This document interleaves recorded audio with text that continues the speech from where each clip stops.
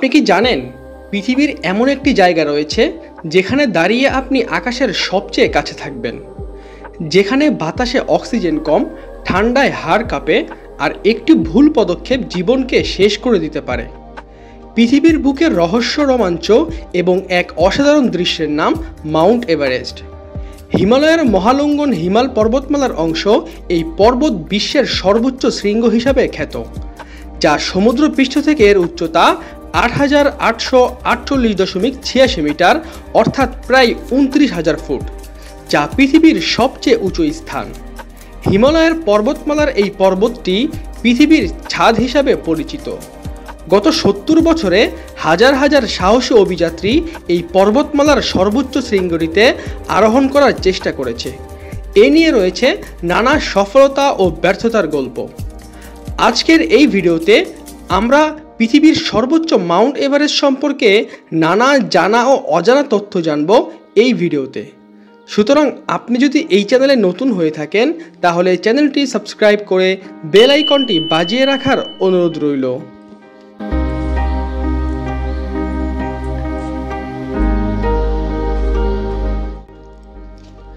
Mount Everest, যা চীন ও নেপালের সীমানায় অবস্থিত। দুই দেশ থেকে আরোহণ করা গেলেও পর্বতারোহীরা নেপালের দিক থেকে মাউন্ট এভারেস্ট আরোহণ করতে পছন্দ করেন। বছরের কিছু অংশে নেপালি এভারেস্ট বেস ক্যাম্প বাস্তবিক অর্থে তাঁবুর শহরে পরিণত হয়।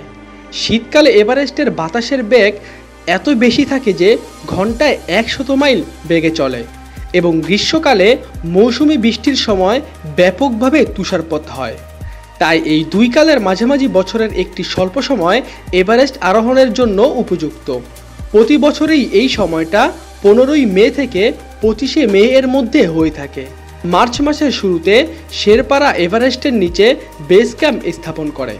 শেরপা কোনো চাকরির পদবি নয়, এটি একটি জাতিগোষ্ঠীর নাম। শেরপারা এভারেস্টের আশেপাশের পাহাড়ে বাস করেন। তারা হিমালয়ের স্থায়ী বাসিন্দা এবং তারা অতি উচ্চতায় জীবনযাপন করতে অভ্যস্ত। অভিযাত্রীদের পথ দেখানো, বোঝা বহন, অক্সিজেন ব্যবস্থাপনা সব কিছুতেই শেরপারাই প্রকৃত নায়ক।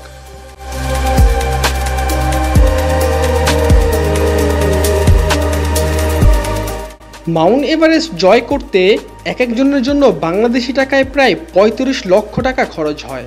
এছাড়া কিছু কিছু কোম্পানি মাউন্ট এভারেস্টের শীর্ষে পৌঁছে দিতে ১ কোটি টাকাও ফি নিয়ে থাকে।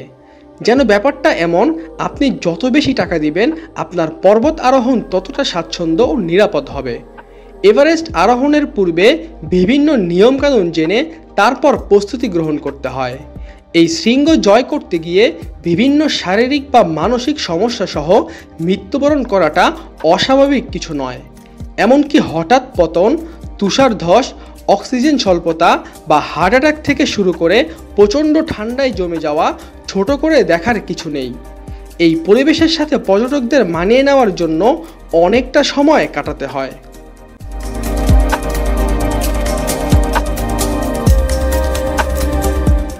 সাধারণত পর্বতকে স্থিরতা এবং অবিচলতার প্রতীক হিসাবে দেখা হলেও পৃথিবীর বৃহত্তম পর্বতমালাটি কিন্তু স্থির নয়। প্রতি বছরের পর্বতমালাটি দক্ষিণ পূর্ব দিকে একটু একটু করে সরে যাচ্ছে, আর সর্বোচ্চ শৃঙ্গটি একটু একটু করে উপরের দিকে বৃদ্ধি পাচ্ছে।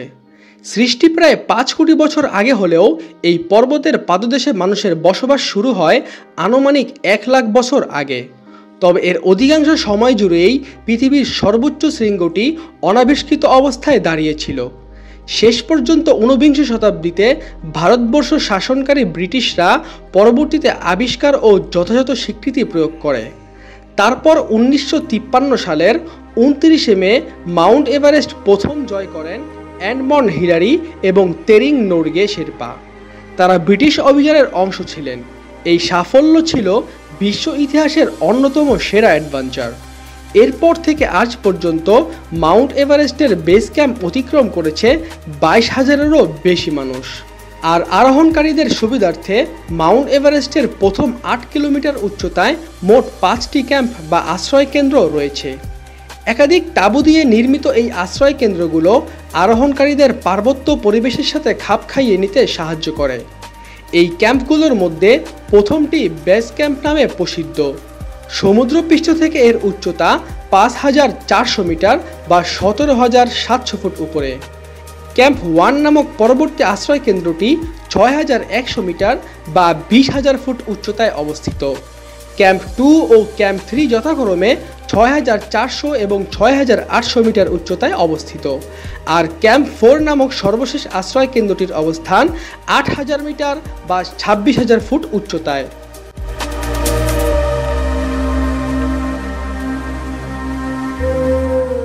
মাউন্ট এভারেস্টে আরোহীদের প্রতি ১০০ জনের মধ্যে একজনের এই এভারেস্ট জয় করতে গিয়ে মৃত্যু হয়। এখন পর্যন্ত এই পর্বতে বিভিন্ন দুর্ঘটনা ও অসুস্থতায় প্রাণ হারানোর মানুষের সংখ্যা প্রায় ৩০০রও বেশি। এখানে অধিকাংশ প্রাণ হারায় মূলত ৩টি কারণে: আরোহণের সময় নিচে পড়ে গিয়ে, তুষার ধসে চাপা পড়ে এবং উচ্চতাজনিত বিভিন্ন অসুখে। তবে আরোহণের সময় নিচে পড়ে মৃত্যুর সংখ্যা তুষার ধসে মৃত্যুর অর্ধেক। চিকিৎসকদের ভাষ্য অনুযায়ী সমুদ্রপৃষ্ঠ থেকে ৭.৫ কিলোমিটার বেশি উচ্চতায় অক্সিজেনের মাত্রা সমুদ্রপৃষ্ঠ থেকে 1/3 ভাগ মাত্র। এর ফলে উচ্চতাজনিত বিভিন্ন অসুখ দেখা দিতে পারে, যার ফলে সেই সাদা তুষারের মধ্যেই হয়ে যেতে পারে তার সমাধি। মাউন্ট এভারেস্টের শেষ ৫০০ মিটার এলাকা মৃত্যুপরী বা ডেথ জোন নামে পরিচিত, কারণ এই পর্বত আরোহণের সময় প্রাণ হারানো ব্যক্তিদের ১০৭ জনই মারা গেছেন এই উচ্চতায়।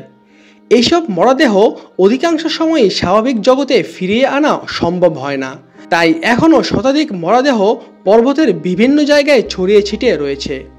তবু এইসব চ্যালেঞ্জ মোকাবেলা করে বহু পর্বতারোহী অসীম সাহসিকতার মাধ্যমে জয় করেছেন মৃত্যুপরী মাউন্ট এভারেস্ট, যাদের মধ্যে বাংলাদেশের রয়েছে মোট ৫ জন।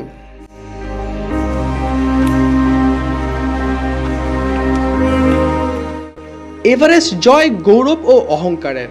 এভারেস্টের বিজয় আমাদের চলার পথে অনুপ্রেরণা। এভারেস্ট আরোহণ শুধু শারীরিক যাত্রা নয়, বরং এর প্রাকৃতিক সৌন্দর্য, মানবতার শক্তি এবং এই মহিমান্বিত পর্বতকে ঘিরে থাকা সমৃদ্ধ সংস্কৃতিকে আবিষ্কার করাও এক রোমাঞ্চকর অভিযান। মাউন্ট এভারেস্ট এভাবে মানবজাতিকে শিক্ষা এবং রোমাঞ্চকর অভিজ্ঞতা দিয়ে অবাক করতে থাকুন, এমনটাই কামনা বিশ্ববাসীর। ভিডিওটি ভালো লাগলে একটি লাইক করার অনুরোধ রইল এবং এই ধরনের আরও ভিডিও পেতে এবং বিশ্বের নানা প্রান্তে ছড়িয়ে থাকা এমন জানা ও অজানা তথ্য জানতে আমাদের চ্যানেলটি সাবস্ক্রাইব করে বেল আইকনটি বাজিয়ে রাখার অনুরোধ রইল। ধন্যবাদ।